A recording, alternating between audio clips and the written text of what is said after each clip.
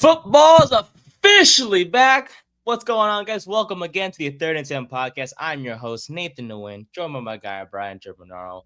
We hope you guys are having a great day. Thank you for stopping by to watch or listen to us on the audio version of this podcast, which can be found on Spotify, Apple Podcasts, or wherever you get them. I'm very excited for today. As you guys can probably tell, usually I'm not that loud to start. By the way, when we record this stuff, these episodes, I should say, it's like 9 in the morning for me. It's noon for Brian. So Brian's, more awake. I'm sort of barely getting up ish because I'm not a morning person. But I am today because football is officially back as the preseason begins with the Hall of Fame game that happens every single year to start the preseason. And this year it's going to be the Chargers and Lions to kick us off. But we have so much to talk about today. I know Brian's a happy camper because we'll also be discussing the MLB trade deadline and his Mets, which have been on a tear these past couple years. Made some deadline moves that made him quite a happy fan, I assume. So it's good to see you, my friend. How you doing? I know you're excited to talk about the MLB. Oh, I'm excited to talk about trade deadline. Football's back, but Yes, it the is. real story is the YouTube comment that has been circulating around the internet surrounding college football. So it's rare we get basically things on the same level as maybe the Gospels, maybe the other great writings of our time. So let's just read what Okay. T King 702 said a few days ago. Okay. Congrats on your 5-star recruits and $100 million facilities, SEC fans. Meanwhile, the MAC is out here playing real football in front of 14 fans in a raccoon on a Tuesday night during a blizzard. You ever seen a punter throw a touchdown to a long snapper while the scoreboard's on fire? Didn't think so. While you're all busy arguing over which frat-funded dynasty is slightly less fraudulent, Toledo cooked up a triple reverse flea flicker in a game that ends 43-42 after 6 missed PATs and a goalpost gets stolen. That's not football. That's an action. You wouldn't survive one quarter in Giuseppe. Shout out Maction, man. I love Maction. That is the most randomest comment I've ever heard But it's so about. fitting. It's fitting. That's when you know football is back. First off, and second, I'm gonna be straight up right now. I can't think of any team from the MAC. I really can't. I'm so sorry. Like I just any match. I rattle off. I think I can rattle off all 14 they have. well, shoot. For learning purposes, we might as well rattle them off. Can you do it? It's Northern Illinois, even though they're moving. Kent State, Toledo, Bowling Green. There's Miami of Ohio. Oh, well, no, it's Ohio, Miami of Ohio, Ball State. Mm-hmm. That's 7. Did I say Kent State already? I'm not sure. I don't think you did, but we'll. Kent State. Okay. I'm looking at the list. Buffalo, UMass just got added. Is Eastern Michigan one of the teams in there? Eastern Michigan, yes. UMass, yes. Western Michigan? Yes, that's another. Said Toledo. I think I'm just missing one. I believe, yes, you are. Man, I can't think of that one team. Do you say Akron? Nope. Akron. Yep, that's the one. That's the only. Wow. Well, they are one of the worst teams in CFB 26, so I digress. Yeah. By the way, low-key giving up on that game. I'm looking forward to Madden next week. I don't know. It just feels weird. There's so many. I get. Okay, look, I get it. The game barely came out a few weeks ago, and it's like, oh my god, there's always gonna be bugs and whatever. But I don't feel like the hype isn't the same as last year, and I'm trying to play. I really am. I'm just like, look, Madden's coming out. Our Giants have intriguing players that will be fun to play with. In this year's version, or this year's team, I should say. So I'm just gonna wait for Madden and then probably grind that game compared to CFB 26. But I mean, I'm still play college football here and there, but Madden I'm more excited for. Because we have Jackson Dart, we have an actual quarterback room on our quarterback corpse on the team, right? We have intriguing running backs in Tracy and Skattebo. We have a receiving core with Malik Neighbors, and obviously the defense is the defense. with Abdul Carter and all those talented guys that we added in free agency. So yeah, looking forward to playing Madden next week. So I can say next year, because I pre-ordered it, so I got the early 7-day early access to get a head start. But anyways, good job on Mhm. naming all those Mac teams. Now I learned something today at least. Yep. But look, man, I'm super excited for today. Um, and we might as well just get right into it. So we'll talk about this Hall of Fame game first. We'll talk about the Giants afterwards, and then we'll dive right into the MLB trade deadline. Um, because there were a lot of intriguing moves that Yes, a were lot. We've had Mets. a lot of movement going on so far. So Yes, sir. Including a move that happened this morning that Brian is still trying to calm me down about. We had a little discussion pre-show mhm. about a certain trade that got me quite upset, but I digress. All right, Hall of Fame game. Let's go. Chargers, Lions kick us off tonight. Um, it's the Trey Lance versus Hendon Hooker show. And honestly, after what, maybe 5 to 6 months without football, I will take it because I am desperate for football today. So in terms of the sports schedule today, there's like what, 3 baseball games, one WNBA game, and I guess some golf tournament begins today as well. Yeah, I mean, it's always a So golf. It's Thursday. It's always a golf tournament beginning today. yeah, so Yes, 3 baseball games. It's basically one at 1, one at 7, and one at 9. So perfect. So the world of sports said, all right, we're not gonna schedule anything for today or barely anything at all today because it's the NFL's day today, and I'm looking forward to it. Well, So I don't know if I would call it the NFL's day. Like, let's be honest, this is the Hall of Fame game. Like, I know. we people care for like 10 minutes, then they go turn something else on. Not me. I'm watching the whole dang thing because I miss it so much. I'm telling you, this year I feel more motivated to watch football this year. Last year was kind of a down year because we sucked and we had that terrible guy at quarterback. He's doing well in Indy though, it seems like, but I digress. He's not doing well in Indy. I know he looks ripped. I ain't gonna lie. I was watching a press conference video at like 3 in the morning. Don't I ask me think at why three it in the was. morning might have been affecting you. He just a little bit. But he looks ripped, man. He looks good. Play wise, he's made some good plays at camp, but we won't talk about him too much. But more importantly, not just the game that's going to go on today, but also a few guys are going to be inducted into the Hall of Fame, which include wide receiver Sterling Sharp, the brother of Shannon Sharp, tight end Antonio Gates, formerly of the San Diego Chargers, Jared Allen, the defensive end who dominated when he was with the Vikings, and DB Eric Allen will all be officially inducted into the Hall of Fame tonight. Um, so I know you'll be watching the game a little bit, my friend, as well. Our Giants don't play till next week, but are you looking forward to anything today in terms of this game, or anything like that? The only thing I'm really looking forward to is just seeing what Trey Lance has, because this kind of feels like his last opportunity. We talked about this a little bit on the Belly Up Fantasy show, which you could find on the Belly Up YouTube as well, but go watch it after this. Nate's actually going to be on it next week, so there's that.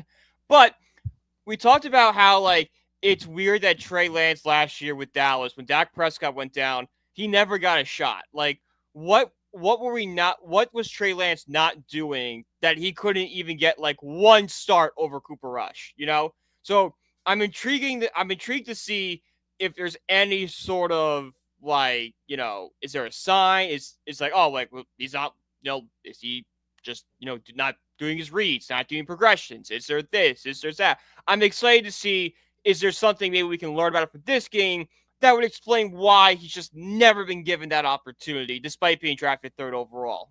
Mm-hmm. Talk about bust. He is low key approaching that territory if it doesn't work out. I Uh, I think he's already there, and I if we could play devil's advocate for Trey Lance, yeah, of course. I'm not gonna consider him an all-time bust because his scouting was so messed up with COVID. Like, I know he wasn't 2020, but he was 2021. He didn't play that season because of he sat out for COVID. There were still restrictions during the combine and the draft process, so teams really couldn't get a good look at Trey Lance. I almost wonder if he had been, this year or like 2 years ago when there was no COVID restrictions, would he have still been the 3rd overall pick, or would there have been enough tape on him that he would have fallen? Mhm.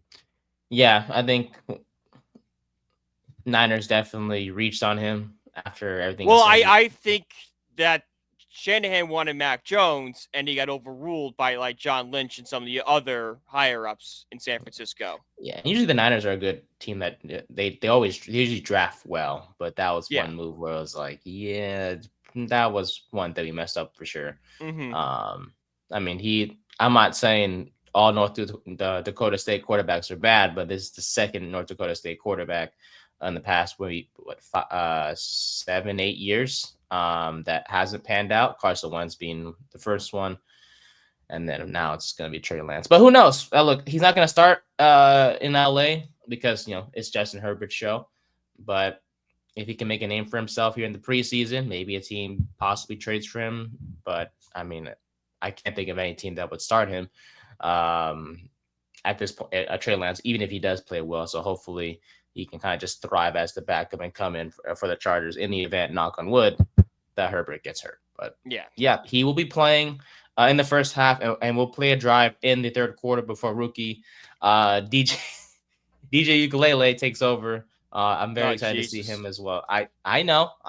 Hey, but give him a shot. Let's see what happens. No. There's no Okay, more shots. There's I'm just no looking more for shots. You positives. see I'm what he did last? sorry, You see what he did last year at Florida State? This guy sucks. dude. He did absolutely. Dude, I remember being excited for that Ireland game between Georgia Tech and Florida State. I'm like, oh my god, Florida State's gonna have a good season. And then they lost to Georgia Tech. I'm like, okay, maybe they'll bounce back, because every team gets upset. I mean, we saw Notre Dame get upset in week 2, so maybe they'll bounce back. No, Florida No, State they just kept just got losing. Boston. They're embarrassed by Boston College. Yeah, they just kept losing and losing and losing and losing and losing. So yeah. But Trey Lance is not the only player to watch out for on the Chargers. There are other rookies or not rookies, but I should say, but other players to watch out for as well, which includes first round rookie Omarion Hampton, the running back from North Carolina. I'm looking forward to see him get some snaps. Wide receiver Trey Harris. For those of you who don't know, he was formerly Jackson Dart's teammate back at Ole Miss. So excited to see what he can do. Kind of wish we were able to acquire him. I think he was Yeah. a UDFA. Yeah, he was a UDFA. Yes.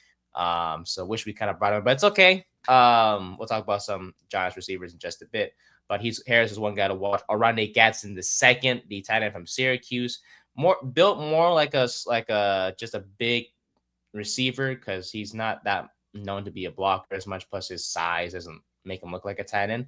But he'll be a guy to watch as well. And then finally, Keandre Lambert Smith, the former receiver from Georgia.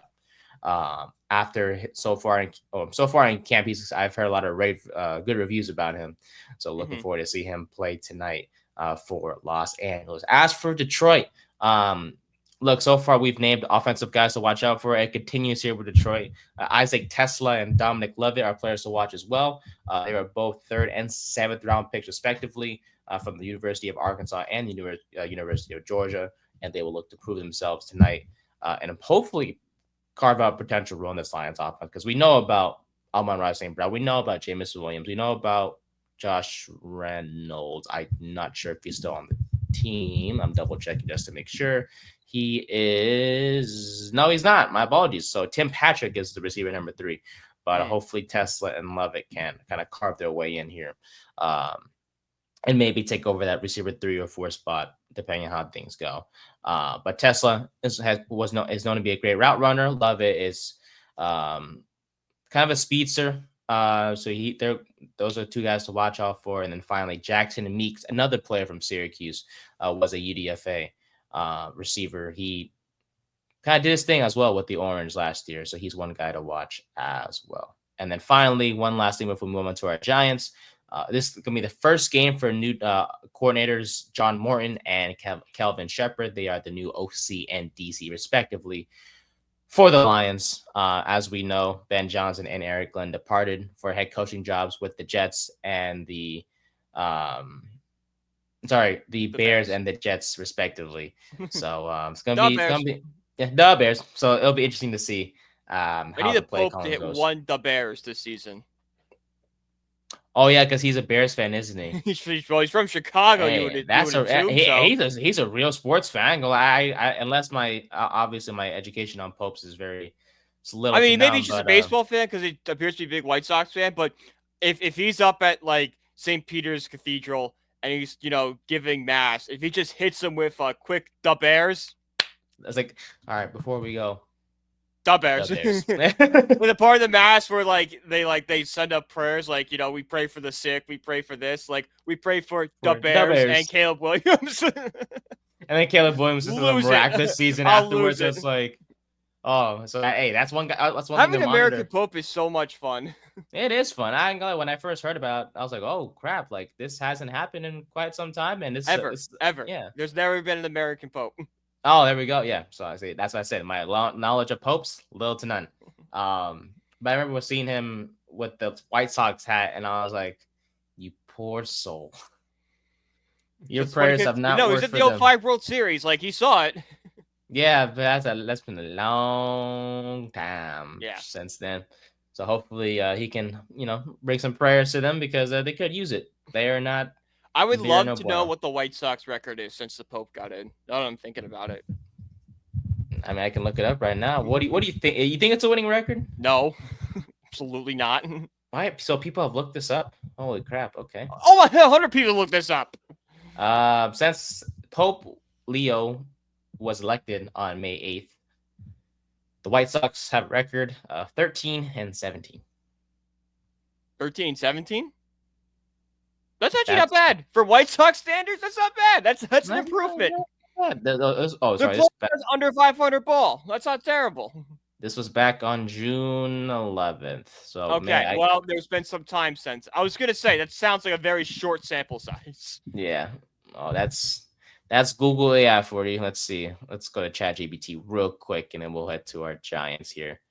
Before May 8th, census election on May, it keeps telling me 13-17, which is inaccurate. You know what? Look, well, by next week, I will look this. Yeah, I'll get it. The correct I'll answer tweet it for out. this. There's no way it's 13-17. It's too little games played in that span since May 8th. But anyways, I digress. I mean, to be fair, if we're just gonna go off June 11th for a second, they were 10-27 before, and there were 13-17 since. So. Yeah, it's probably, when everything is said and done, a losing record since. Oh yeah. Since the Pope was. But hey, you know what? It doesn't have to be this year. Maybe next year he turns it around. Who knows? But yeah, Pope's got a while out there. Yeah, he's gonna be there for quite some time. So he'll be, hopefully the White Sox turn it around during his time as Pope. So that's our preview for the Chargers and Lions. Trey Lance versus Hendon Hooker to start tonight at quarterback. So looking forward to this game in general. Football is officially back, baby, and I'm super excited. We'll be even more excited when our boys take the field next week for our first preseason game. And of course, I have a wedding. No, okay? Oh no. First off, shout out to whoever's wedding you're going to. But no, our Giants. Okay, so the game's at 1. The game's at 1 p.m. Eastern time. So I assume you still can't watch it. I have no idea. I have no idea when this wedding is. I've just been told I have a wedding that day. Well, I'll be watching because I'm off that day, surprisingly. So I am very excited. 10 in the morning, I'll be up for that one. I can't wait to see. Who's your backup? Jackson. Jackson. Oh, I was gonna say it's gonna be Dart. It's gonna be Winston and Dart and maybe Tommy Cutlets. Yay! I don't like that last one. I don't like to see him anymore. No, but it's fine. It's preseason, so it's fine. But Giants training camp continues here. Almost a week. Actually, I think a week of camp has officially wrapped up. Yes. Yes, sir.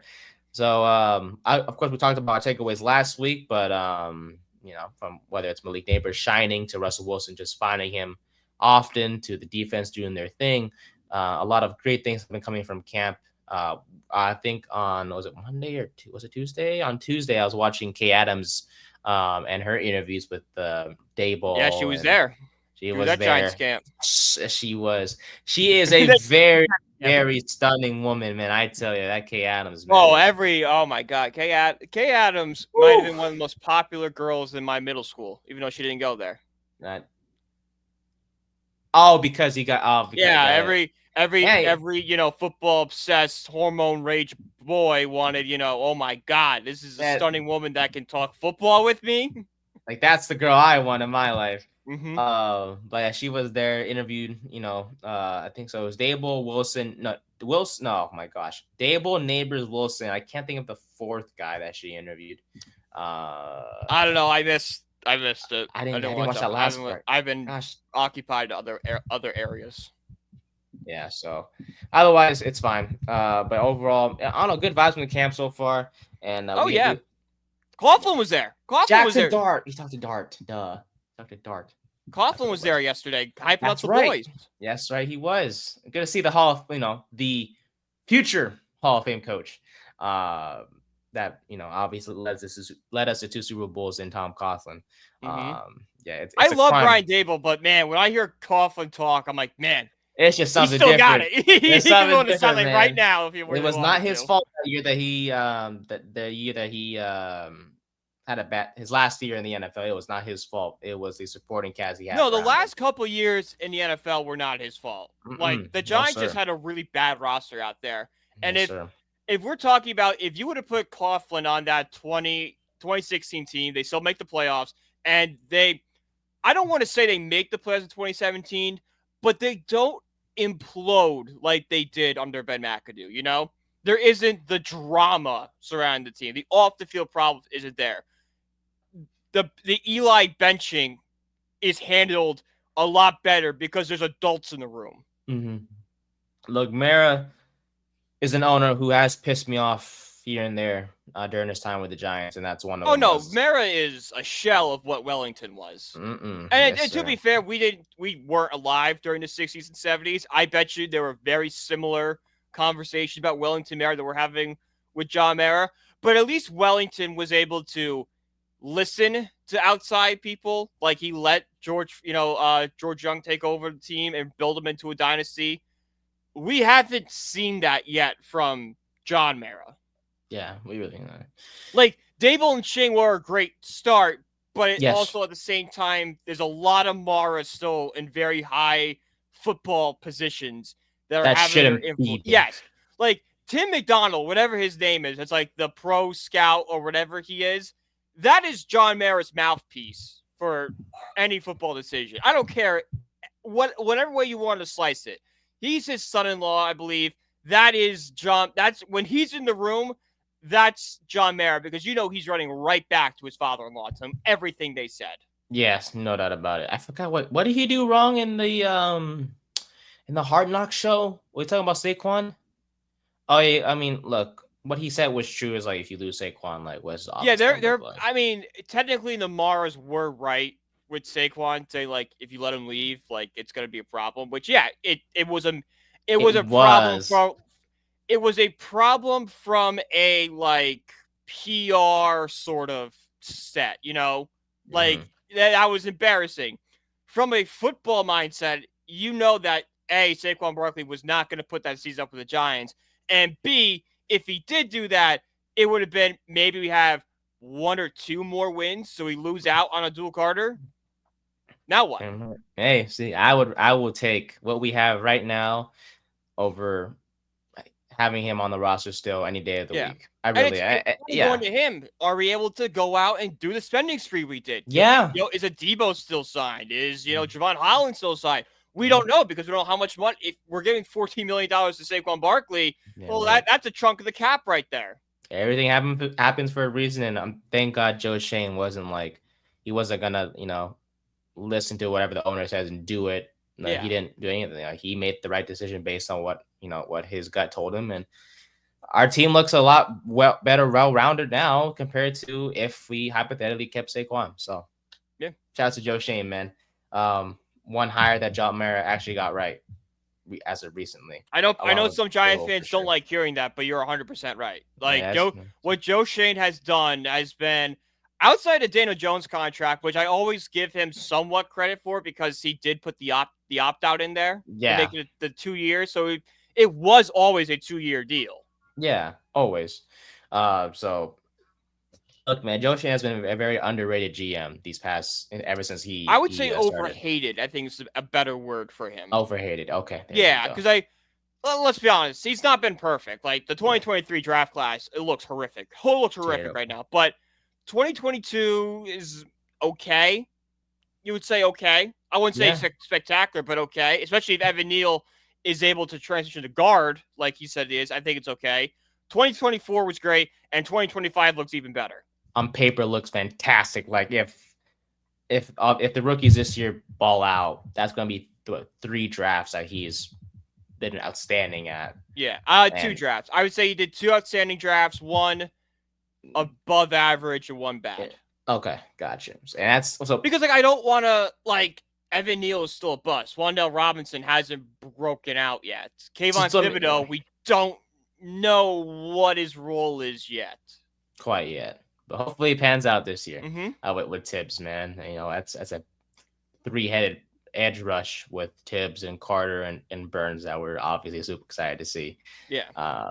But yeah, otherwise, Giants look a lot better all around compared to what could have been, and that's something that we're excited about and looking forward to see this year with this team after the additions they made. But let's get into some takeaways, man. What are some takeaways that you saw so far, or ever since our last discussion about it last Thursday? Yeah, what are some things that stood out to you? Well, I'll start with probably the most intriguing player at camp, the guy everyone's watching the most, and that's Mr. Dart, Jackson Dart. So I talked about last week of the interceptions overblown. That seems to be true because Dart has been improving every single day in camp, which is exactly what you want from a young player like Dart, all right? He even said comments like this, quote, "This game is already slowing down for him." Like, that's huge. That's huge. That means he's getting comfortable with the coverages, getting comfortable with the play calling. That's what we want to see. And here's the thing I caught from an interview. I felt at times coaches are giving me a lot more freedom. That's big because that shows me that the coaching staff has their full trust in him. Like, okay, even though you're a development quarterback, a work in progress, we trust you enough that if you want to change something or if you think there's a better option out there, go out and do it. That's huge. That's great for a young quarterback's confidence that, hey, the coaching staff has my back. Like, they're not just putting me in this box that I have to do this. I have to do this the way the game plan is scripted. So that's going to help Jackson start to develop better as a quarterback as well. Because when you're at that line of scrimmage and you see something, I want him audibling it. I want him changing the pass. I want him changing the protection. I want that. That's all good to see. So, like I said, is this going to be Jackson Dart's going to be a week 1 starter? Hell no. Hell no. Is Jackson Dart going to start before Thanksgiving? I really hope not. But when, the time comes, I have full confidence Dart will be ready. I do as well, man. He's made some impressive throws so far in camp. I saw a Yes. clip of a back shoulder fade to a low Jordan Humphrey. That was great to Mm-hmm. see. I saw a deep corner throw to Montreal Washington that was dropped, unfortunately, but it was still a great throw. And you mentioned the game slowing down for him, man, and that's just great to hear from a young rookie. And another quote that stood out to me as well. He says the right things, which is obviously what we saw with Daniel Jones, but Dart has backed it up so far in camp. He said he doesn't want to play like a robot. He wants to be aggressive, but also not reckless, and that's what the coaching staff has taught him. And he said, "quote When you have the opportunities to put the dagger in, that's what you have to do, but just not be reckless." Like this guy is going to be, based on what we've seen in camp and what he's been saying, like this is a guy that's willing to make the throws in tight windows and not be afraid to do so. And I ain't gonna lie to you, we did see that. With Daniel Jones, he was kind of afraid to kind of, throw the deep ball at times or just, not make the aggressive throws and just take the not the conventional, but rather just like the check downs that are there, instead of just slinging it. Like he won't, like Jones just never really slung it as much, and Dart is willing to do so. And you talk about his competitiveness, like there was a clip in the Kay Adams interview where Malik Neighbors was talking about a basketball game that they were playing against each other, and Neighbors kind of wanted to test him and see how he would react. And I guess it was a heated moment. So when Neighbors got into Dart's face, Dart he didn't back down. There was no hesitation at all. So when Malik Neighbors challenged him, he challenged him right back. And he said, "quote If you're not gonna give it your all in everything you do, then you're probably gonna lose." And I'm just like, I swear, Great attitude. Great attitude to have. everything this guy is saying, everything he's doing in camp so far, his willingness to play unafraid, it just makes me continue to fall in love with this young man at the quarterback position. And I'm excited to see him play when the time comes next week in the preseason. And Sunday's practice, by the way, was one of his, if not the best so far. He had a 12 play drive. It was a down and distance period where things were getting, they were mixing things up. But Dart was finding guys like Juice Wells. He was finding Beaux Collins, who I am looking forward to talk about in just a bit. He found Jordan Bly on this drive as well on downfield passes. And then the drive finished, it was a touchdown to Cam Skattebo. It was a receiving touchdown by Cam Skattebo, but his toe was touching the white line. So he was unfortunately out of bounds. But Dart finished that drive, this 12 play drive, 11-13. And very efficient against the defense in that particular period. But overall, he continues to get better. He's saying all the right things. The coaching staff loves him to death. Dable is always, near him. It seems like every chance we see any clips about Dart and Dable, they're always like with each other. And he's coaching him up, man. And you talk about the trust and the trust that Dart has with the coaching staff. I do love to see that as well. And we kind of saw that last year with Malik Neighbors, just getting his input and everything.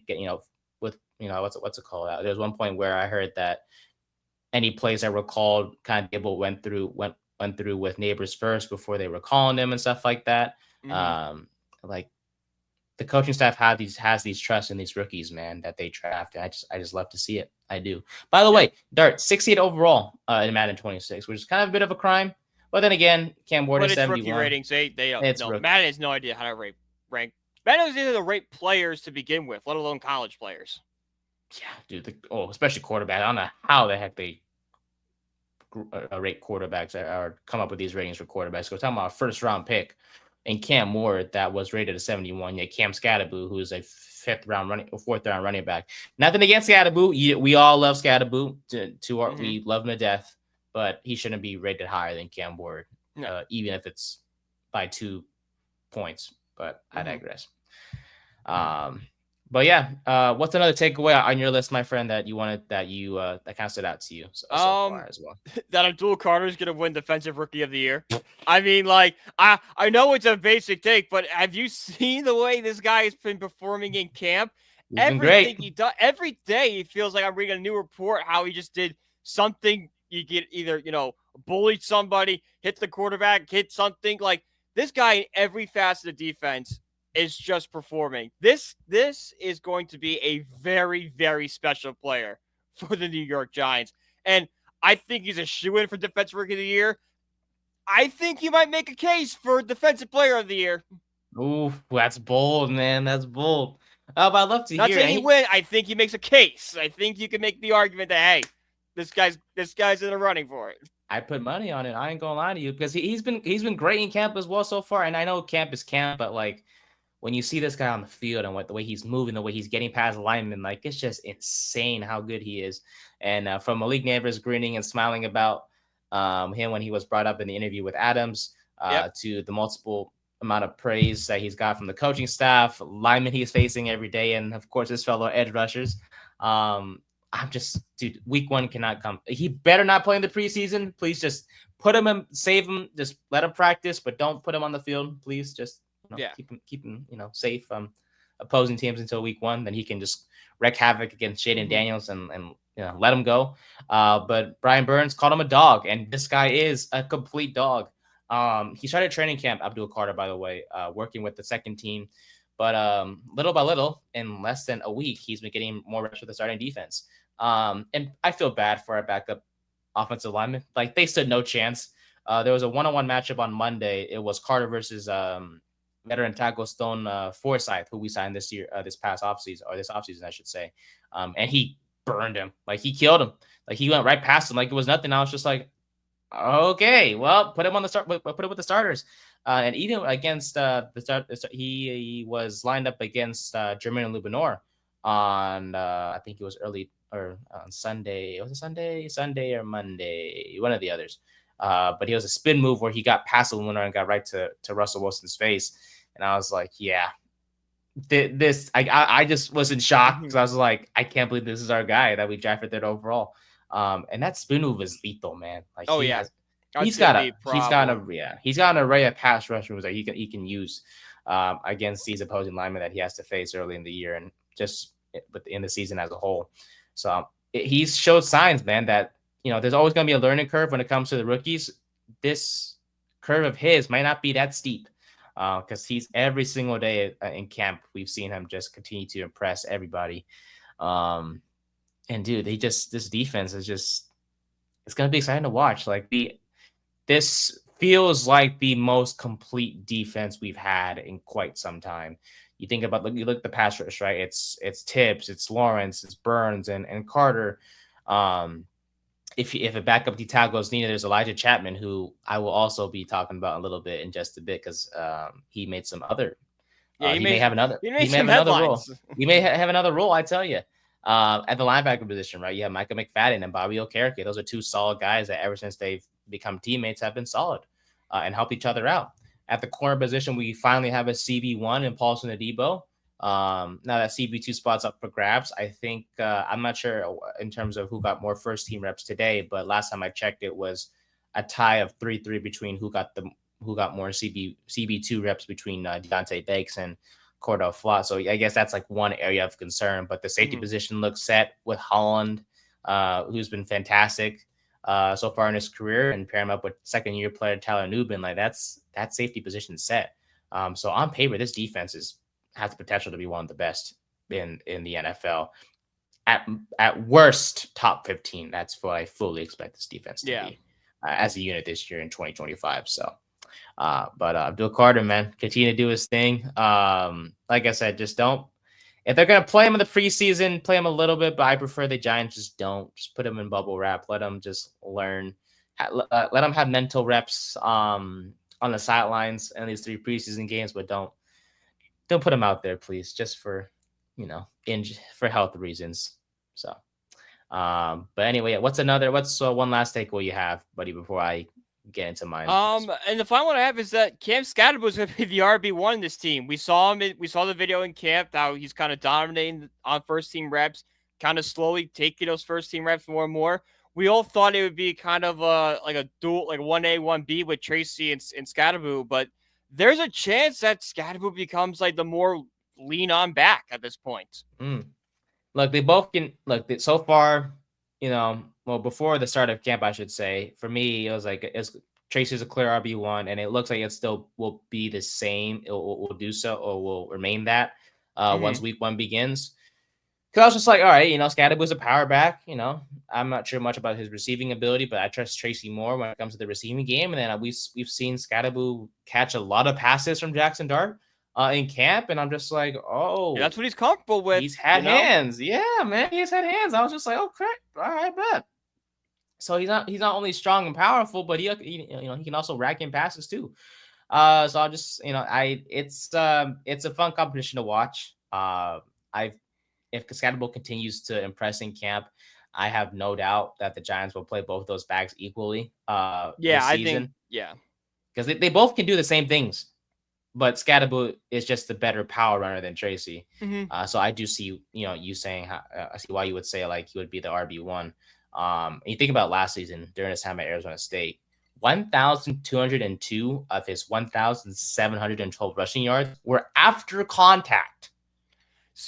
Skattebo had an unbelievable season last year. It was just, shown up by Ashton Genty doing stuff we've never seen before. If it wasn't, if you really look at the numbers, it's like Genty and then Skattebo is right behind him, like every category. No doubt about it. I mean, this guy he doesn't go down, and that's what's special. But he just doesn't go down. He forced 103 missed tackles, which was second most in the nation. He's a bowling ball. Yeah, he is. It's gonna be so fun for the first third, the one that we see, and you just give right to him and just bam, lowers his shoulder and gets the first down. That's gonna be a play that gets me hyped to watch. Hopefully he does that next week against Buffalo. Yep. But yeah, this guy he's a do it all back. It seems like based on what we've seen. Obviously, we'll see how his hands are in when the games actually begin. But this running back room, like I said, I know it's a bit shocking to say considering the season Saquon Barkley just had, but I would rather have this room of Tracy and Skattebo than Saquon Barkley on this Oh roster yeah, and because everyone's it's younger. yeah, everyone's younger. These guys are exciting to watch. We saw what Tracy did last year when he took over as the RB1 for Devin Singletary. Like it's a promising room, man, and I'm excited to see. But another rookie who's made a name for himself is he was undrafted, but this guy has been great ever since stepping on the field this year, and that's Beaux Collins, the former Notre Dame product, who Brian you know well, of course, being an Irish fan. On Tuesday, he worked with the first team unit with Malik Neighbors went down with a shoulder injury. He's fine, thank goodness. Yeah. God, just put him in bubble wrap too, please. Yeah, that was a scary thing to wake up to. It's like, oh, come Yeah. on, guys, why? Like, no, like, please not be anything serious, and thank God it wasn't. He did go back into the field house to get checked on, but he did practice the rest of the way. So Beaux Collins stepped in with the first team unit, and he did really well. He stood out during rookie mini camp, and he's so far seized his opportunity so far when called upon. He was great. He's been great in run blocking when he was called up when he was needed to do so, but also has shown dependable hands as well. No doubt the best undrafted free agent so far. And Jackson Dart there's a clip of him throwing to Beaux Collins, and it was a good throw, finding him in open space. But otherwise, look, we know about the receiving room, right? It's Malik Neighbors, Slayton, Robinson, Jalen Hyatt. Those four guys are locked in. So that fifth spot is kind of up for grabs. You kind of add in Amir Smith-Marset for special teams purposes. So it's kind of like literally. Well, actually, you have Smith-Marset and you have Gunnar Olszewski. So like, if the Giants are willing to carry 7 receivers on the roster, that's kind of not. We don't know if that's going to happen because that kind of just shows that his spot on the 53-man roster is not guaranteed. But he's pushing towards taking the claim, man. He's pushing towards it, and if he gets cut, he's pushing towards another team picking him up. Like, okay, the Giants are the cap roster crunch. We have to cut him, but he's shown enough in camp and preseason that he's going to get another job somewhere else. Yeah. Or maybe put him on the practice squad, and if, someone gets hurt, put him right up. Yeah, hopefully. Because look, honestly, Smith and Marset and Gunnar O kind of can do the same thing. So yeah, so you would think one of them is going to get cut. Yeah, so I would put money because Gunnar O was re-signed for like a 1-year cheap deal. It was a cheap deal. We just signed Gunnar O. Gunnar O was depth. Gunnar O after what's his name got hurt. Ford Wheaton. Yeah, he got hurt, and they're like, all right, we'll just bring Gunnar back. Yeah. Yeah, I could see Gunnar. Oh, I don't know. Smith Marset too. One or the other. One or the other is gonna get cut if whoever has the worst camp is gonna get cut. Whoever has the worst preseason, they'll get cut. No doubt. Yeah. So, as we know, back in Notre Dame last year, Collins had 41 catches for 490 yards and 3 touchdowns, but had 7 drops. So that was kind of a concern for scouts heading into the draft. So that's why he was kind of undrafted because the drops were kind of scary. Plus, he also kind of regressed. If you look at the numbers, like it's Fondu or Clemson, 38 receptions, 510 yards. So like he did less with more receptions. Yeah. And he was kind of big. Like when Notre Dame got him in the transfer portal, it was a big deal. Everyone's like, oh, this is the wide receiver 1 that Riley Leonard is in need of. This is going to be kind of the go-to guy in that offense. And then it just never took shape. It did not, unfortunately. But hey. Granted, when you have, Price and Love, you don't need passing game. And but Ryan Leonard is a dual threat guy with his legs. He was doing great. So just have your receivers be average. That's literally all you need. That's exactly what they did. Collins was. He was average. Same thing. Even though if I saw him got really good towards the end, he's gonna be fun to watch this year. Oh, for sure, no doubt about it. That running game definitely helped you guys made you go get all the way to the national championship, and we obviously saw on that first drive. You guys were just pounding the rock over and over again. That ended up leading to a Riley Leonard touchdown, of course, on that first drive against Ohio State. But in terms of Collins, man, he's definitely changed the narrative in terms of what the scouting report said about him pre-draft. And he's been dominating, whether it's through contested catch situations or run support. He's been great. So him versus Dalen Cambry will be a receiving competition to watch this preseason because Cambry has shown up as well. He's also an undrafted free agent who has shined in camp, and he was also running with the first unit at one point during camp as well. So last takeaway, because honestly, the takeaways that you brought up were kind of on my list as well. So that's I just added on to whatever you were saying. But one last thing that you didn't mention, Elijah Chapman at fullback. Yes, Why not? Elijah I'll Chapman take at it. fullback's Let crazy. that big boy run, baby. Let him run. Hey, you know what? If the Giants want to use the fullback like I use fullback in NCAA, I'm all on board. He's going to steal all Skattebo's and Tracy's touchdowns, but I wouldn't mind Elijah Chapman with Make it 5 fun, touchdowns. baby. That's right. Hey, it's fun to watch. When you have a lineman at fullback, it's fun to watch, man. Oh, yeah. So why not? Why not, Chapman? So yeah, that's our takeaways for this week. We'll discuss a lot more takeaways next week. Of course, we'll obviously preview the Giants and Bills game. That's gonna be our first game preview of the season. It's gonna be some preview, guys. It will be some guys that we may never bring up during the regular season, but some guys you never heard of and never will again. Yes, be a sir. Crazy trivia question one day. They will be brought up next week for sure. So looking forward to that, man. Giants and Bills next Saturday, August 9th. All right, let's take a look at a few headlines across the league real quick before we get to the trade deadline, because that's another main topic that we want to discuss as well. Christian Wilkins was released by the Raiders. A surprise at first, because when healthy, he was productive during his time in Miami, and the Raiders made him a big deal last offseason, signing him to a 4-year, $110 million deal. But was limited to 5 games last year because of a Jones fracture in his left foot. The Raiders kind of recommended him to get a second surgery back on May 19th, but he did not do so. He continued without getting rehab. But at the time that he was released, we kind of thought it was because of that decision not to get surgery. So the Raiders voided the remaining $35 million of his salary guarantees on June 4th. But apparently there's much more to that. Or July 4th.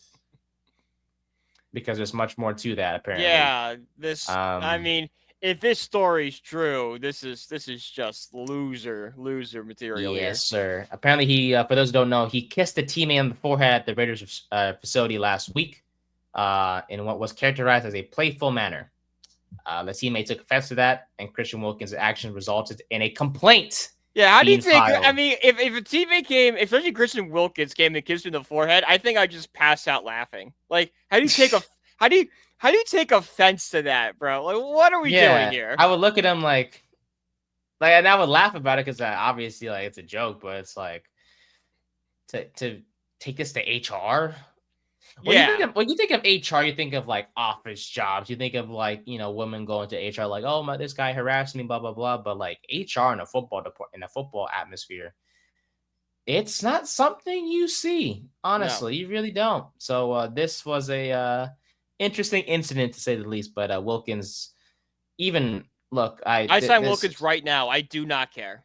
I could not tell you how less I care that he playfully kissed his teammate's forehead. I could care less about that. Yeah, I mean, let him rehab, of course, because he's still battling an injury, and honestly, to not get that second surgery is a bit not promising to see. And even if we did sign him, I would still have my doubts. But when healthy, you pair him up with Dexter Lawrence, who, as we all know, were teammates together in back at Clemson.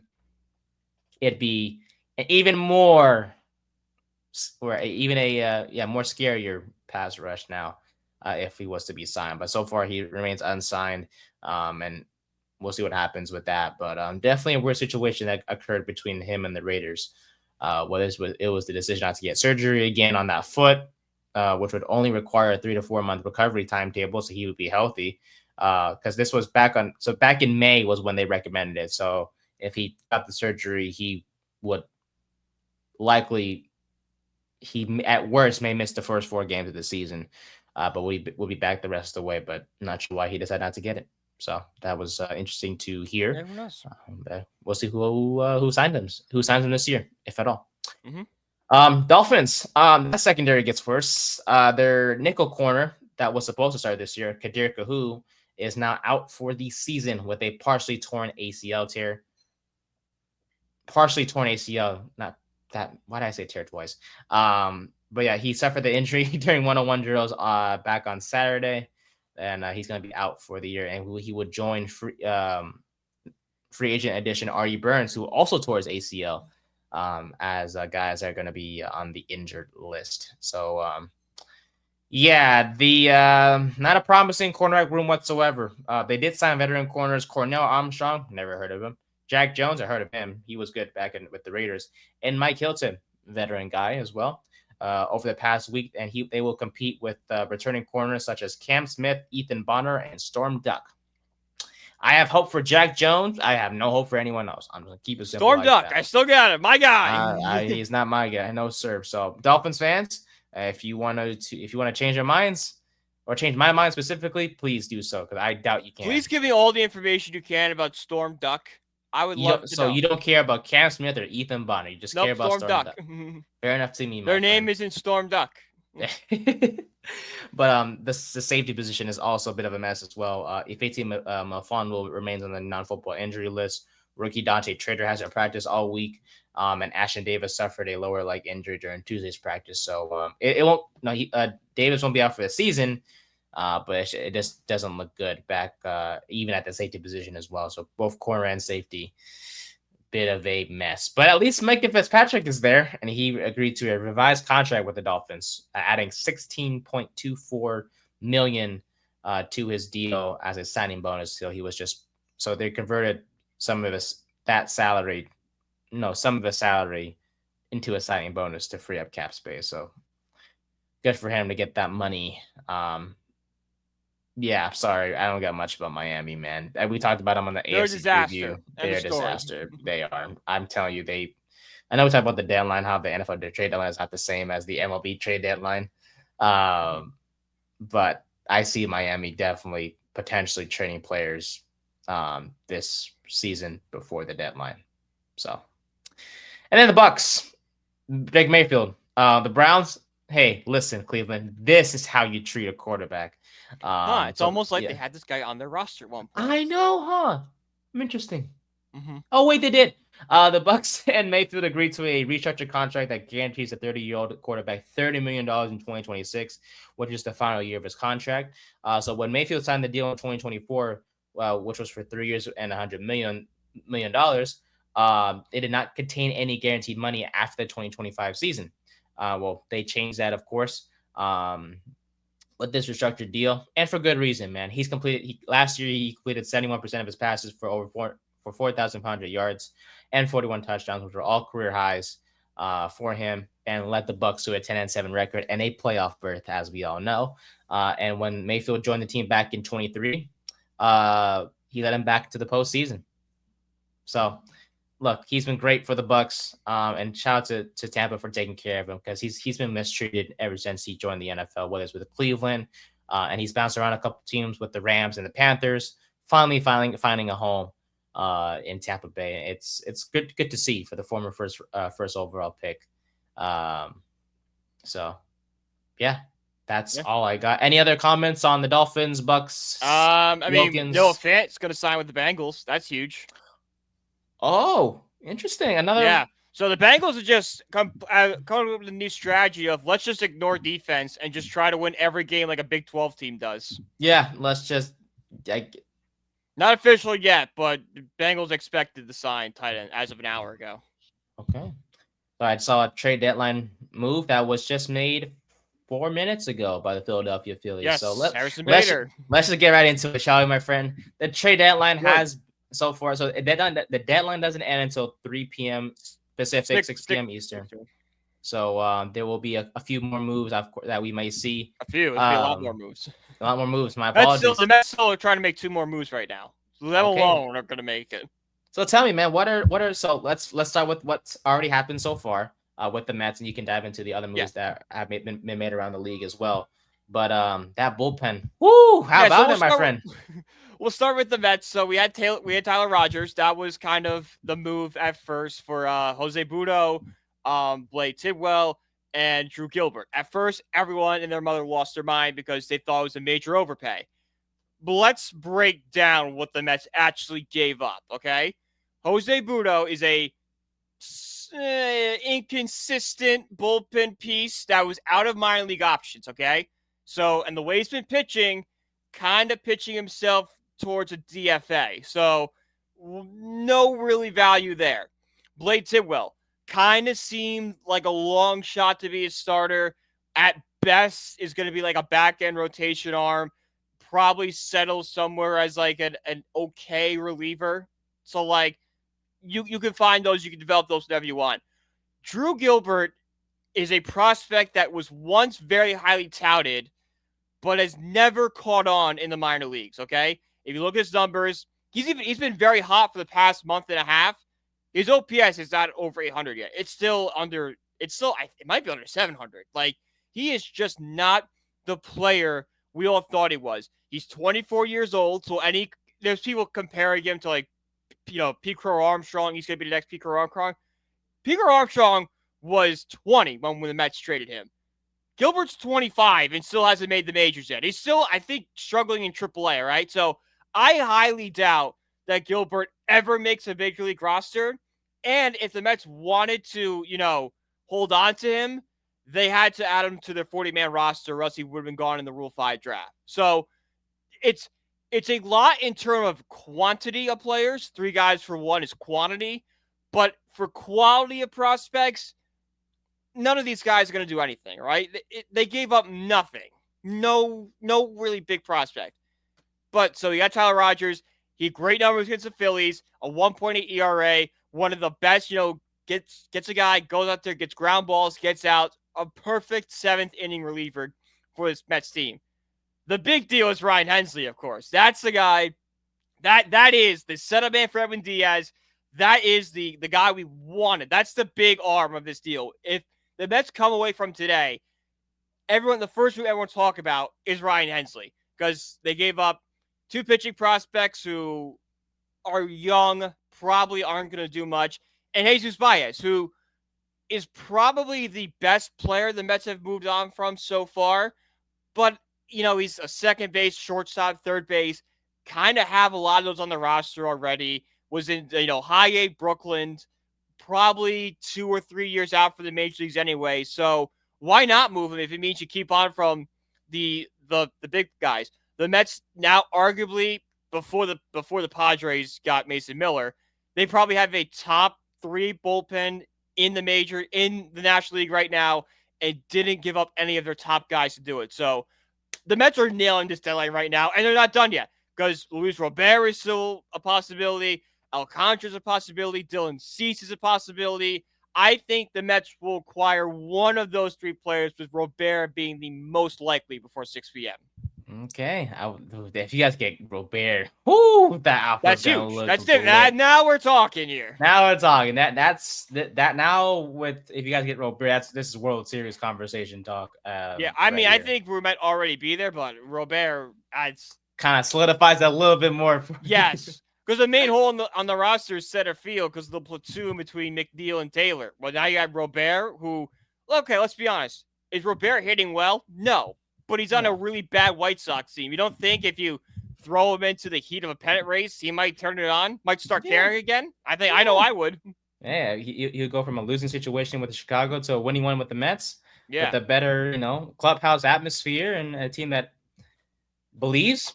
Mm-hmm. Yeah, I would be motivated to play as well if I was Robert, to go if I were to be traded to the Mets. So, look, great moves by New York there. Real quick, I'll make we'll route through a few trades right now. Big ones. Joan Durant. How do you say his name? Duran Durant. Yes. Duran Durant. Yes. Woohoo! Good deal for the Phillies. Great deal for the Phillies. Indeed. As I'm not, if I'm a Mets fan, I hated it, but this is a great move for the Phillies. Their Achilles heel forever, it's been the bullpen. Like, yesterday, the bullpen gave up 7 runs to the White Sox. Like, what are we talking about here? So this gives somebody in the back end of that bullpen, close games out, and I think he still has like 2 years of control left. So that is a foundational piece for the Phillies bullpen for here on out. Great move by Dave Dombrowski. Love it. Yeah, we'll see. I'm a half Phillies, half A's fan. So the deadline was it's been a win-lose situation so far. But no, it's a win-win. Well, I'll get you. It's a win-win. I'll get your input on the the other team in just a bit. But yeah, I mean, it costed us some Mick Abel, who look, he was a promising young prospect from what I know about him, and he pitched a few games for us this year, but hasn't looked that good. Eduardo Tate is the guy that we also traded away as well. He's a catcher.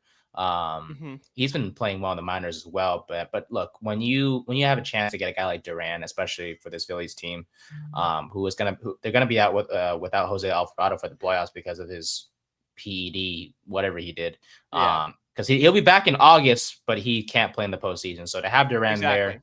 there, Matt Strom, he's been one of the more solid arms in that bullpen as well. But everyone else has been kind of Orion Perkins has been good as well, but everyone else has been So to get a guy like Duran, man, who can throw just fastballs like it's nothing, definitely did not expect this by Philadelphia out of all teams. No, I thought they would land one of the big guys. I knew they would, because this is Philly's last real shot at it. I think Castellanos and Schwarber are both free agents coming up. Realmuto's getting older, and his contract's going to end soon.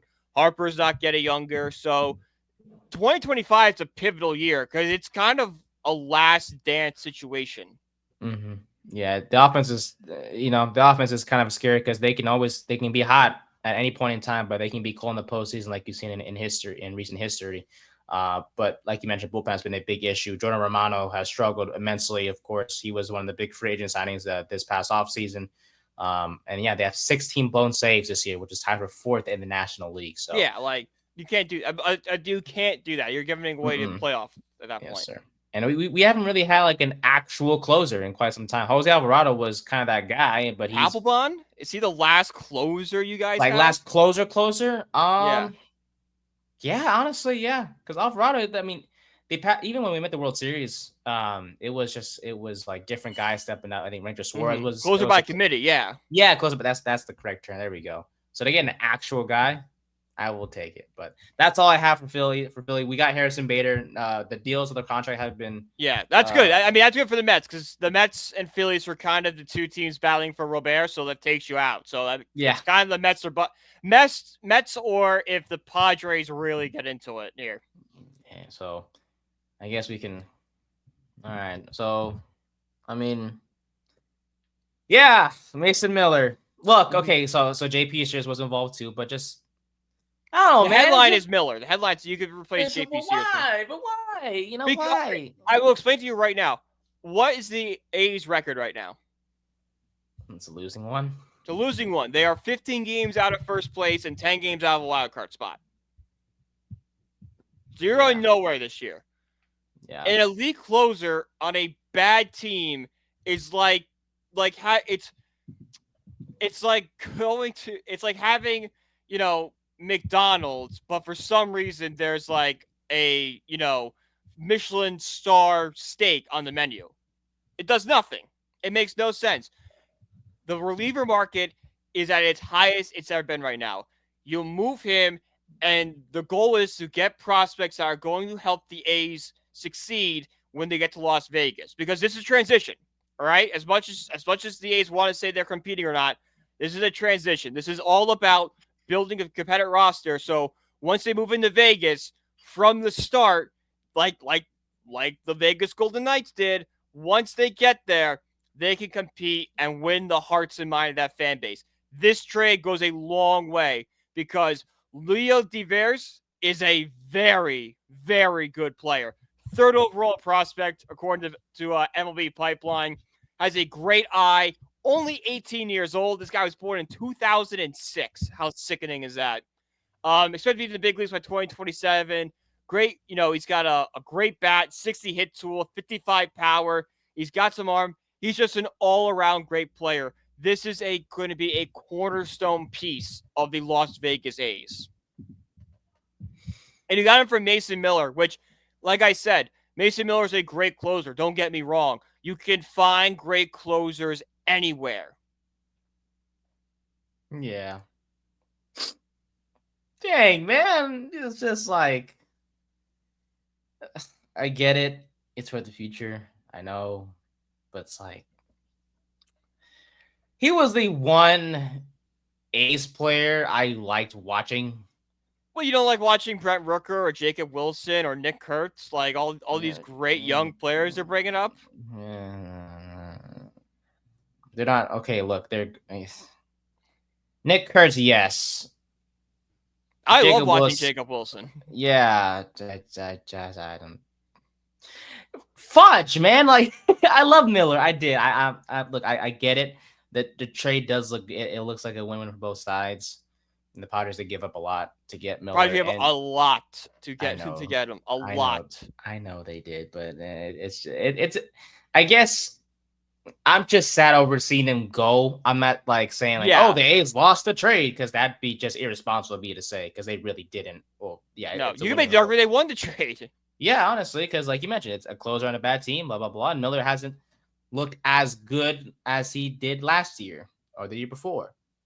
Yeah, but it's just yeah, a key piece of that A's team. Like if you're gonna name key pieces on this roster, he was one of them that I like to see. I love to see him play. Obviously, if he's on the field, there's a good chance the A's are gonna get the win, because he just shuts down the opponents like few can. But yeah, fastballer guy, the nasty slider. Good for, honestly. I'm happy for him because he gets to escape the depths of hell. That is the Sacramento ballpark. And JP Sears will be joining him as well. Didn't really like JP that much. He was I mean, he was a guy that we got from the Yankees a few years ago in that trade. I forgot who we traded away. It was who did we trade away from? I don't really care. Anyways, yeah. Look, Miller, shout out to you. Thank you for your contributions. And yeah, welcome in the return that we got, which is headline, of course, by Leo Dev. Leo, I can't even say his name. Leo Dev. Nick Rumbello was the player that you traded to the Yankees. Oh, fantastic! Wow. He had a career ERA of 6. Never mind. Now we won that trade. All right. But if I'm gonna say one positive about the A's trade, the infield is going to be lit for the next few years. Your infield will be one of the best in baseball, without question. Yes, sir. Nick Kurtz, Jacob Wilson, Leo DeVries, Reese, whatever you say it, and then whoever plays third base. Because it could be Leo here. Oh, he can play third too? He's a shortstop, and he's got 50 fielding. I'm sure he can move, or you can move Wilson. Someone can move and play third base. Someone has to play third, so hopefully, hopefully one they can shine. Yeah. All right. Are there any? I know there's quite a few moves that have been made as well. Yesterday and today, and of course the days before as well. Yeah. Are there any moves that you want to talk about? Anything that stood out to you? Key Brian Hayes was interesting, moving him to the Reds for the Pirates. Yes.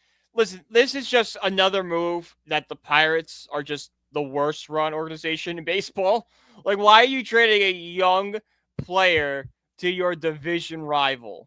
Like, what are we doing? Like, there's been a lot of talk this week about the salary cap and what Bryce Harper said to Rob Manfred.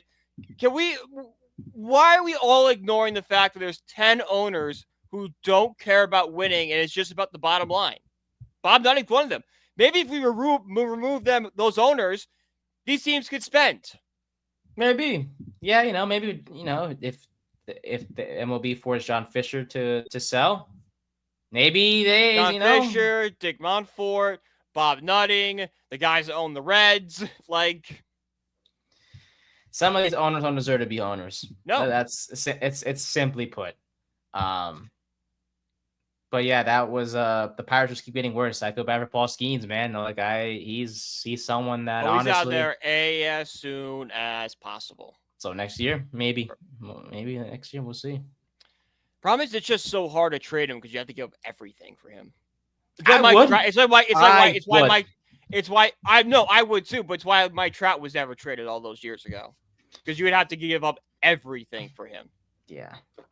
But of course, like Skeens is going to cost you, like, let's just do the Mets. If the Mets traded for Skeens, it's going to be like Ronnie Mauricio, Luis Angel Acuna, Jet Williams, Jonah Tong, Noel McLean, Carson Benji, and maybe that's not even enough. But that's 2 young players in our top 3 prospects. All those young guys will need to like you empty the farm. Yeah. But would it be worth it? Yes. It would be, but it's just like, do you really want all that for a pitcher? Yep. I would. Yeah. For my organization, especially if I'm that bad. Oh, nah. I'm if But like, if the A's did it, you're giving up Wilson, you're giving up Nick Kurtz, you're giving up the guy you just got from the Padres. Brent Rooker might be in the deal. Like, okay. Yeah, never like mind. you know what I'm saying? He would just go to the A's and have the same problem. Yeah. But man, the name Paul Skeens with the A's, whoo, that'd be cool. No, I honestly, if he's gonna get traded, which he will, I expect the West Coast team to go get him. I do. Don't know which one. I think the Astros are a good fit. Okay. I would okay. My boring pick would be the Dodgers because they would. Yeah, that's the one that makes the most sense. They would figure it out. They would figure it out, no doubt. But if I wanted to be fun, in terms of a West Coast team, give me the Giants. I was just gonna say the Giants would be fun. Yeah. They don't know how they would do it. They do not have the farm system to do it. But they could try to figure something out. Like I said, I don't know how. I don't know their farm system. Like you just said, their farm system. It's like one. There's one guy in the top 100, I believe. Yeah, but you never know. Yeah, Bryce Eldridge. So he's a first baseman in AAA. So he's currently slashing 263, 331, 496. He's got 14 home runs, 48 RBIs this year. So like he's a good player, but like you're gonna need a lot more. You're gonna need like 3 of those guys. Yeah. So we'll see. But right now he's still a Pirate and will remain so this season, barring some miraculous thing to occur in the next 8 hours or so, or next 5 hours or so. But overall, Pirates, they keep getting worse. Eugenio Suarez going back home. Yes, I love what the Mariners have done at this deadline. They have gotten 2 really solid power bats, which that offense was in desperate need of. Yes, Josh Naylor was the first bat, as we all know, and then Suarez was added as well yesterday. So man, Cal Raleigh and Eugenio Suarez, 2 guys. And you have Naylor batting like you do. Naylor there, like Naylor's he's having a great season too. He is indeed. So Seattle finally got some offense, got some pop in that lineup. Now you because the problem is the Mariners have such a great pitching staff. You don't need to score 5 or 6 runs. You score 3 or 4 and you're set. Yeah. But no, they can score 5 or 6 runs now because you think now they can. Yeah. Julio, Rosarena, Raleigh, Suarez, and Naylor as your 5. Sheesh. 1 through 5. That's a freaking team. You want the guys in the bottom of the order to step up a little bit. You're set. You're set. This is a playoff team for sure. So shout out to Seattle. Great moves there. Mm-hmm. But otherwise, we'll see what the Mets do here. The rest. It looks like Robert is kind of off the table right now. Okay. Hey, just because it's all good. They're saying that the White Sox are asking for Jonah Tong plus. Jonah Tong's the second best prospect in the Mets system. He's not worth it. I had a mock trade this morning with Robert, and it was Luis Angel Acuna and Jacob Reimer, our 7th best prospect. And even then, I'm like, this might be a little too much for like a struggling player we think can turn it back on. Okay. Oh, wow. The Dodgers made a move. Shocking. Finalizing to acquire reliever Brock Stewart from the Minnesota Twins. Don't know who he is, but apparently he was a former very Dodger. Surprised. A very quiet day for our crosstown rivals, the New York Yankees. Interesting, isn't it? Well, you would think. I thought they'd get one of the big relievers. They're kind of all up. The only guy left on the market is Duran of the Red Sox, and they're not getting him. Marlins have asked for Spencer Jones in Sandy Alcantara. Edward Cabrera talks with Yankees. Yeah, the Yankees for some reason won't move Spencer Jones. You doing it? Oh my God, in a heartbeat. Okay. For Alcantara and Cabrera? Yeah. Yankees keep pitching. Oh, I think Joe Sermon said it best though on MLB Central this morning. He goes, the Yankees' biggest trade acquisition if they could trade 2 prospects for fundamentals because these guys cannot play baseball. Well, hey. How can you run out Anthony Volpe every single night. How can you do that? I heard he's been terrible on defense. He leads the league in errors, and if you watch the errors, they're little league errors, and they still put him out dropping there? fly balls type stuff. So what are they seeing in him that they keep believing in him? Well, he was a top prospect at one point. He was supposed to be the next Derek Jeter. So the thought is, if we keep running him out there, he'll eventually kind of turn it around, and he's just newsflash, he has not. Does he? He's got to have options left. Hang on here. Jeez, Fangraphs. I'm a human, Fangraphs. Don't make me test this. All right. Oh my God! I just clicked the button. A robot could have done that. Robert. Whoa. Volpe. Oh, we lost Brian for just a second. So we'll get him back in just a bit here. Yeah, honestly, my last point on the Mason Miller trade real quick. Look, it sucks definitely to see him go. But hey, look, it's all good. Look, Brian definitely convinced me that the young core that we got back, the young players that we got back, I'll take that any day of the week. So, shout out to Brett for making me feel a little bit better about the Mason Miller trade for sure. We got Brian back. I'm back. So Fangraphs just kicked you out of pretty much. Yeah, Fangraphs said I was a robot. But Anthony Volpe has 3 minor league options left, so send him to Scranton for a week. Please, yes. If you're, I'm speaking as if I'm a Yankees fan. Just send. I'm speaking for Matt, who's a part of the Corner Booth podcast. Send him the AAA, please. Gosh, he's terrible. But yeah, we'll see how the rest of the deadline goes. If there's any big moves, we'll cover them next week on the Tuesday show. But yeah, that will do it for the deadline talks. Dexter Lawrence, by the way, 97 overall D tackle in Madden 26, tied for the highest. Yeah, tied for the highest with Chris Jones. John Heyman just tweeted out the Yankees will only move Spencer Jones in a package for Paul Skeens, but they don't have the prospects to go get Paul Skeens. Wow, unrealistic as fudge. That's what I like to say. Yeah, they're out of their right minds if they're gonna get then they'll get him. Oh my God, if the Yankees go this deadline just doing nothing, that fan base is gonna burn. Mets fans would kill him. Okay, wow. Madden 26 is coming to the Nintendo Switch. And no way! I'm dead serious. Let's go. All right, I might get Madden on the Switch now.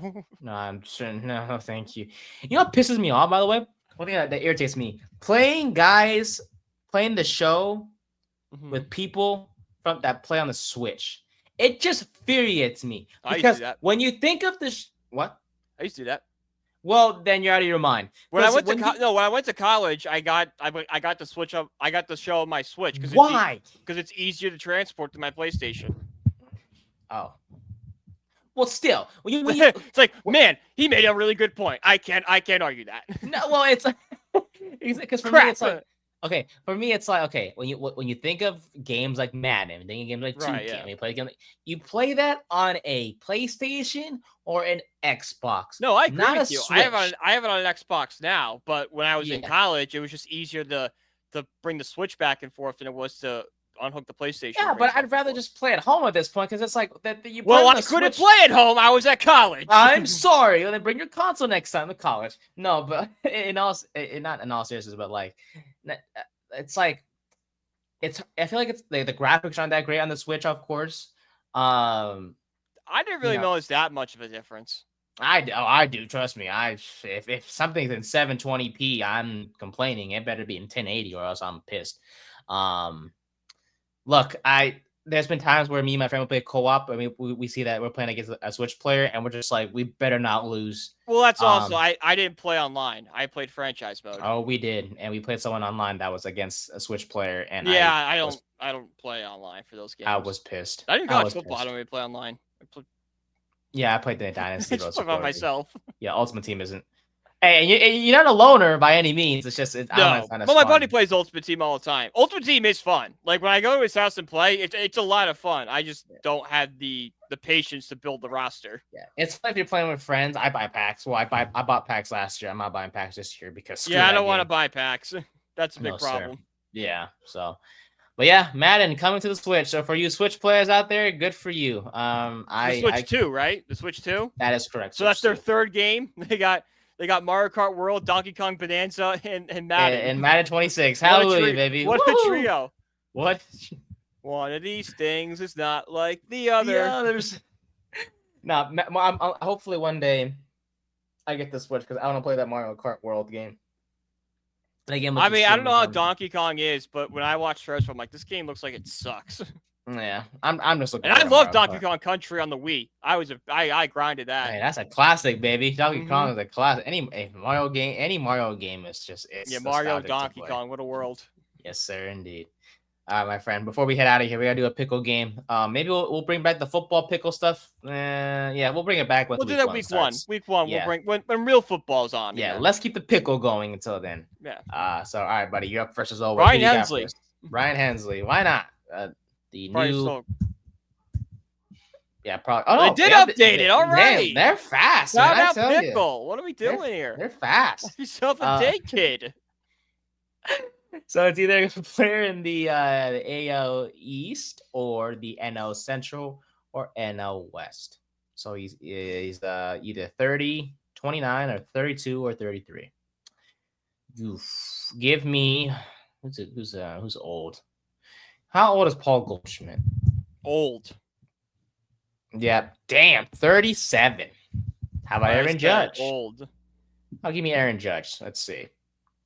Okay. So he's not an American League player. Oh, he's a right fielder. Okay. So he's either 32 or 34 or 35. All right, so this guy's old. All right, fielder in the Central or the West? Central. Kyle Tucker. Okay. He's that old, really? No, he's actually younger than I thought. I thought he was in his 30s. Is Yelich old? Yes, Yelich is old. But he's a left fielder. Dang it.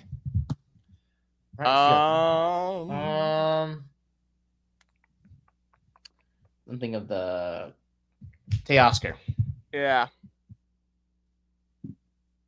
Wow. Let's go. Rah. Hey, I love me Teoscar Hernandez, man. He is such a I love when he does the sunflower seeds whenever someone hits a home run. That's fun. And last year he was amazing. Last year, not as good this year, but amazing last year for LA. I'm praising them like I'm a freaking Dodgers fan, which I should have been, as a kid, instead of picking. Well, no, I take that back. I was a Phillies fan growing up as a kid, so I don't regret that. But don't know why I jumped on the A's bandwagon. Darryl Hernandez of the Athletics is getting a lot of interest. Could be moved by the end of the day, according to John. Hernandez? Hernandez. Darryl Hernandez. Hernaiz. Of the Athletics. I'm not correcting you about it being Hernandez or her. I could care less. I thought he was good. They're saying with all the infield prospects, the young guys they have, he's expendable. Good. And Stephen Kwan is likely to be moved today. That's big. Put him to the Dodgers. Rack up all the Asians you can. Bring the Mets and move Nimmo to center. Okay, fine. If it goes to the Mets, great. But I would love to see him with LA because just put all the Asians on one team and call it a day. Why not?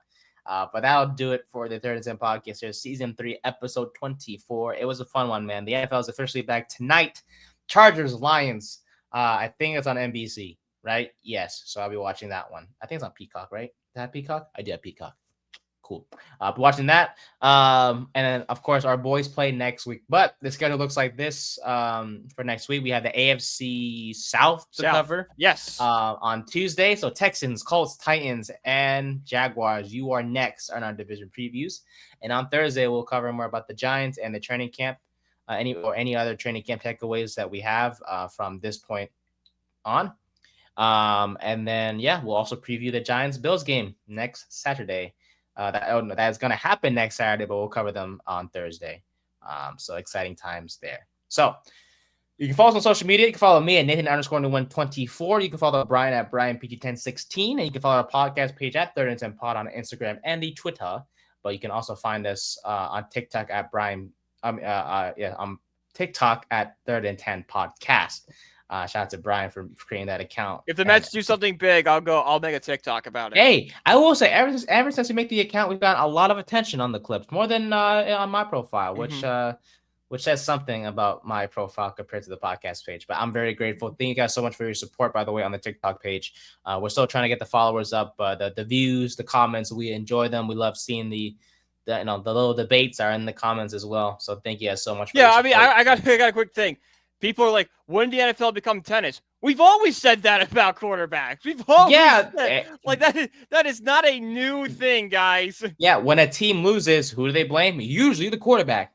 Peyton Manning for years was talking about why he could have won the big one. All right, let's all settle down here. Exactly, my friend. Exactly. So, hey, look, people will debate. Shout out to them. Shout out for keep watching. We love the debate, but I'm just like, guys, this is not a new thing. This has been going on forever. We've always blamed quarterbacks for teams losing in the playoffs, and Lamar Jackson's another example. And let's be honest, it is his fault that they've been losing in the postseason. There's always a turnover or turnovers that he's committed that have led to Baltimore leaving the postseason earlier than they want to. So. But anyways, shout out to our sponsor, SeatGeek. Use the code BellyUpSports for $20 off your first purchase. And you can find me, Brian, and all of our other amazing podcast writers and at bellyupsports.com. For Brian, I'm Nate. Thank you guys so much for watching. We appreciate y'all. We'll see y'all next week for the AFC South Division Preview. Bye.